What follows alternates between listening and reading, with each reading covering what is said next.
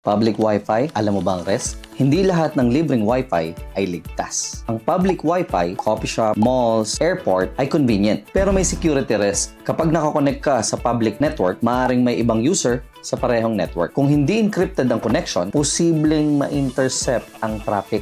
Yung login credentials, emails, at browsing activity ay pwedeng ma-expose. Common risk scenario. Nag-connect ka sa free Wi-Fi, nakalogin ka sa email or work system. May attacker sa same network na nagmo-monitor ng traffic. Sensitive data can be compromised. Security best practices. Kapag gumamit ng public Wi-Fi, huwag mag-login sa online banking application, company system, or VPN na walang secure tunnel. Huwag mag-access ng confidential files. Gawin ito sa halip. Gumamit ng mobile data kung kinakailangan mag-login. Gumamit ng VPN para encrypted ang traffic. I-verify palagi kung HTTPS ang website at mag-log out agad kapag katapos gumamit. Security reminder. Convenience should never compromise security. Kung may duda ka, huwag ka mag-login. Stay alert, protect your data. Follow security best practices anytime, anywhere. Kung gusto mo pang matuto ng ibang IT tips, kagaya nito, mag-subscribe